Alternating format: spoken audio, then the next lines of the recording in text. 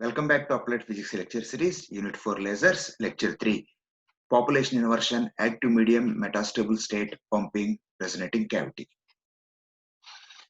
So to produce the laser light, so what are the basic requirements? So these are the list of basic requirements to produce lasing action or which are required components to produce laser light. So first one is population inversion, second one metastable state, third one is active medium, fourth one is resonating cavity, and last one is pumping process. Now I will explain all these basic requirements to produce the laser light one by one in detail.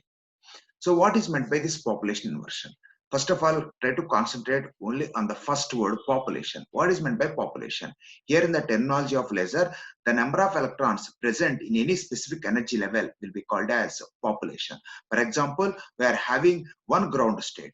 Then how many number of electrons are present in that ground state will be called as population in that specific energy level. So usually in terms of, in the terminology of laser, or not only in the laser, in terms of material science, majority of the electrons are present in the ground state. If you observe the diagram, which is represented with 1 here, E1 is nothing but ground state, E2 is the next higher energy level, and E3 is the higher energy level.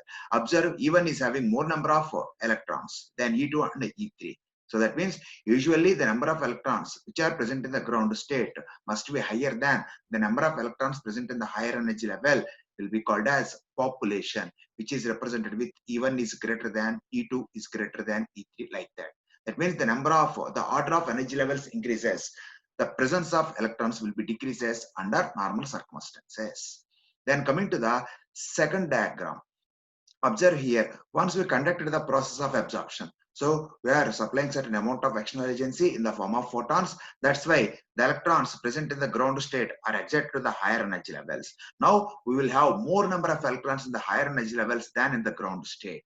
Observe in this diagram too. So E3 is the highest energy level, which is having 5 electrons. E2 is the next energy level, 3 electrons. Observe the ground state, which is represented with E1, which is having 2 electrons, minimum number of electrons. Because here the process of absorption is over, excitation is over.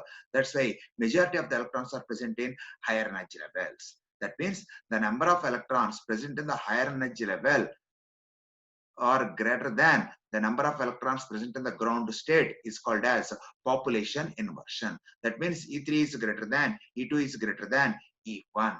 And in the diagram, very clearly you will observe in between E1 and E2, E1 is ground state, it is the higher energy level, and E3 is the topmost excited level. So the electrons are returned back. Now population in the energy level E2, which is lying above the ground state E1, will be higher.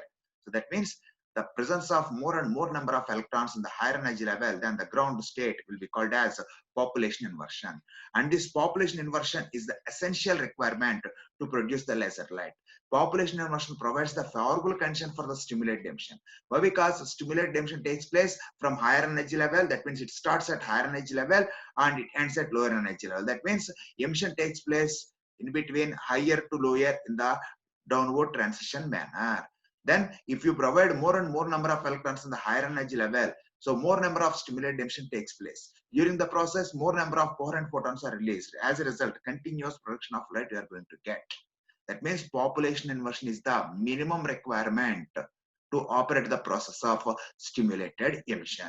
Observe here, assume there is a group of n atoms, each of which is capable of being in 1 or 2 energy states. Let N1 is the number of atoms in the state E1, N2 is the number of atoms in the excited state E2. Here atoms, or you may consider electrons also. E2 is greater than E1 and N is equals to N0 into exponential of minus HU by KT, where N0 is the number of atoms or electrons present in the ground state. This is N by N0 equals to exponential of minus HU by KT. That means N0 by N equals to exponential of HU by KT. This is known as Boltzmann's principle. Under thermal equilibrium condition, that means under normal conditions, N1 is greater than N2 or E1 is greater than E2. That is, population inversion is not achieved. Population inversion is a condition which we can able to achieve N2 is greater than N1 or E2 is greater than E1. This is possible only in non-equilibrium state and exists for only a short period of time. That means under the influence of external agency is present. Therefore, Population inversion can be achieved by so many techniques. Usually such a technique will be called as pumping, which transfers number of electrons from lower energy level to higher energy level. That means simply you can able to say without population inversion, there is no stimulated emission. If there is no stimulated emission, there is no laser production. That means to produce laser during the process of stimulated emission, population inversion is the mandatory requirement. Then what is meant by metastable states? Usually it can be defined in two ways. So the simplest way to define the metastable state is nothing but the intermediate energy levels which are present in between the ground state and higher energy levels are called as metastable states. Or another way of defining the metastable state is the highest energy level or the excited state, which less short span of time, less lifetime is also called as metastable state. So atoms excited to the higher levels have a short lifetime of 10 power minus 9 seconds and drop to their lower state by spontaneous emission.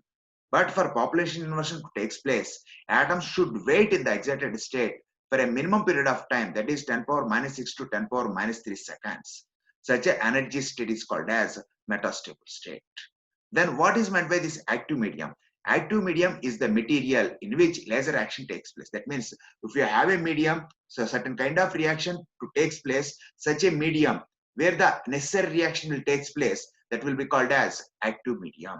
So it is the medium in which population inversion has been achieved. Why? Because population inversion is the mandatory requirement to produce the lasers during the process of stimulation. Simply you can able to say without population inversion, there is no stimulated emission. As a result, there is no laser production. That's why here population inversion, where you can able to achieve, that will be called as active medium. That's why it is a medium in which population inversion is achieved. Such a type of medium, such a particular medium will be called as active medium.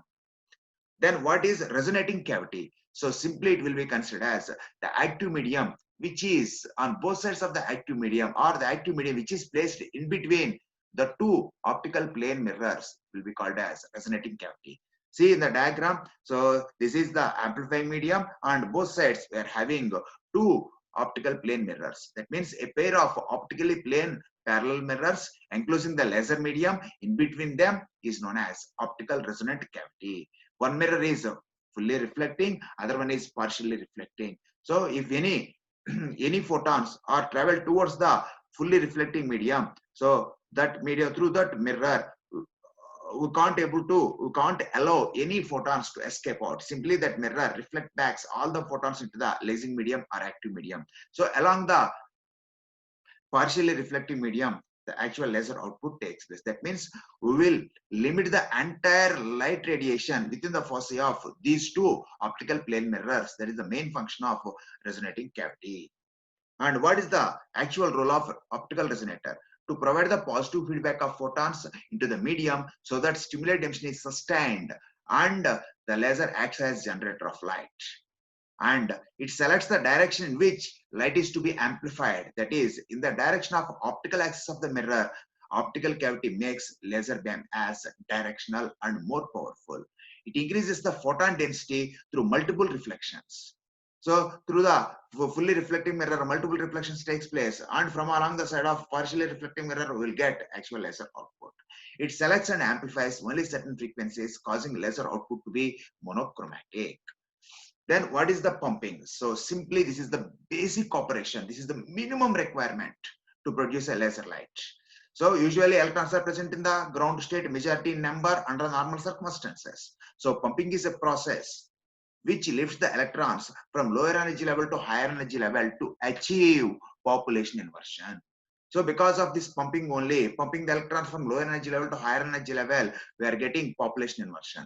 Once population inversion is ready, stimulated emission takes place. During the process of stimulated emission, amplification will be achieved. If light is said to be amplified, the light output is called as laser light. Therefore, to produce any laser light, so that means laser production process must starts with pumping. That's why the basic operating process which is required to produce laser is nothing but pumping. Without pumping, there is no population inversion. If there is no population inversion, there is no stimulated emission. If there is no stimulated emission, there is no amplification. If light is not amplified, there is no laser production. and several kinds of pumping will be done. Optical pumping. So what is meant by optical pumping? So excitation of electrons which are present in the ground state with optical light, with light energy. That means the electrons, a certain amount of light intensity will be focused towards the electrons which are present in the ground state. Therefore, the electrons which are present in the ground state, they will absorb optical energy. As a result, they will be raised to the higher energy level, thereby population inversion is achieved. Like that, electrical discharge, chemical pumping, or other types of pumping mechanisms. And how a laser works. So with help of these four short diagrams, we can able to understand how a laser works.